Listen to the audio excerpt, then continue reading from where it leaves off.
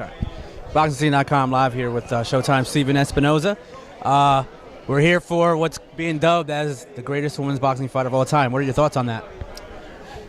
You know, I would agree. It is the most significant, biggest women's fight of all time. We know we never got a sort of Lucia Riker versus Christy Martin. We never got an Ann Wolfe and Layla Ali. Some people might argue Christy Martin, Layla Ali is the biggest. And, you know, there's certainly a lot of value to those names. But that wasn't two fighters in the prime of their career. You know, nothing against it. It was a significant fight. But here we have two elite fighters, two pound-for-pound top 10, who are meeting in their prime. And that's a significant thing. So, like, the way I look at this fight, it's not a once-in-a-lifetime women's fight. It's not this. It is a high-quality fight, period. And these are the kinds of fights that fight fans want. And, you know, I'm proud to have it on Showtime. You know, our standards for these fights is we want the best fighting the best. Male, female, doesn't matter. And that certainly fits, you know, this fight. This is, you know, one of the best in the sport fighting another best in the sport. And it's great for boxing. It's great for women's boxing. Now, you guys are heavily invested here. You guys are doing a two-part all access. And it's also on a Saturday night, so it's not your typical Friday showbox where you're showcasing women's boxing. In terms of what you've committed to the sport, do you think that can resonate with other networks? I hope so. You know, there's certainly no reason why women's boxing can't be as huge in the U.S. as it is in other markets. Women's boxing is very popular in Mexico and Latin America. It's very popular in Europe, in Germany, where Christina Hammer is from in particular.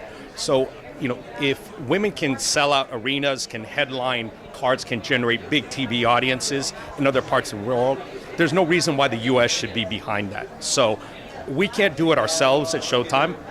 So I hope other people see the opportunity and women get the opportunity that they've been missing.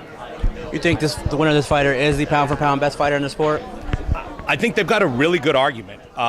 Look, Breakis has been at the top of her game for quite a while. So it's tough to say, you know, that they will unseat her, but I think there's a very good argument.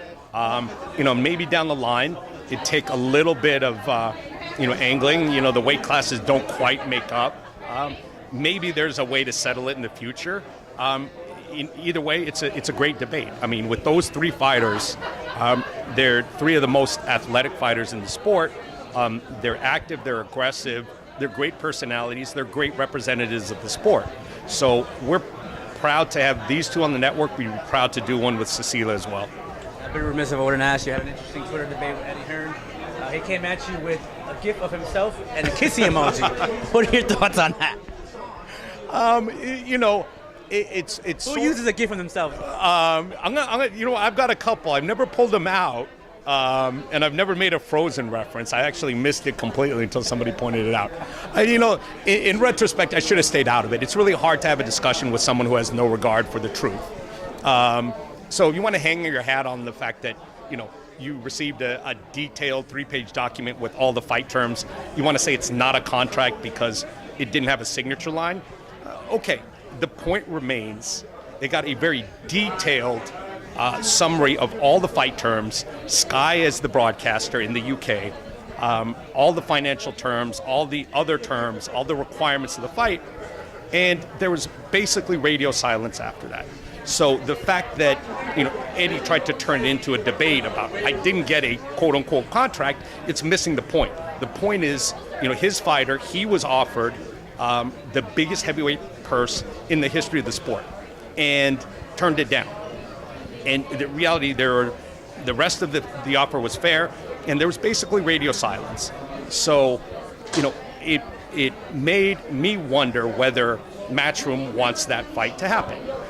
The irony here is I don't wonder whether Anthony Joshua wants the fight. You know, I believe he does, and I believe it was up to him, he would be in the ring immediately. I know for a fact that Deontay would have already done the fight if it was up to him. So this is one of those situations where, you know, unfortunately, as some say, you know, the business sometimes gets in the way of the boxing.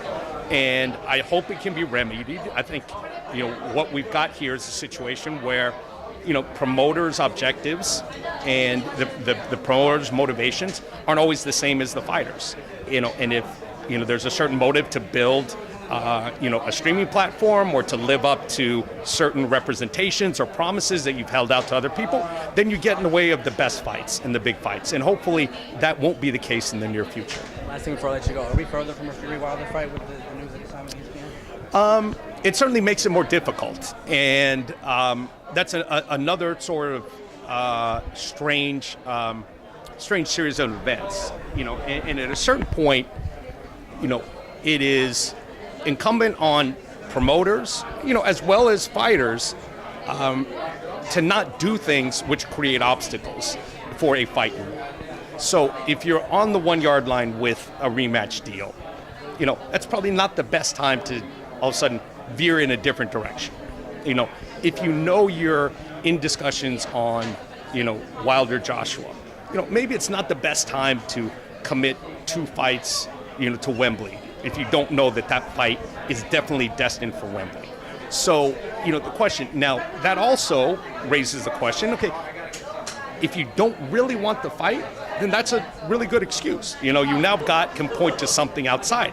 Now, I'm not saying that's the case. I believe Fury, wants a Wilder rematch, and I feel that Joshua wants a Wilder fight. But there are business people around them. And it's incumbent, I think, on fighters to take matters in their own hands and sort of say, look, I'm not going to allow my business people to put in obstacles to a fight that's important to my legacy, to my career. Well, thanks, Stephen. Appreciate your time. All right. And congratulations on making the biggest fight in women's history.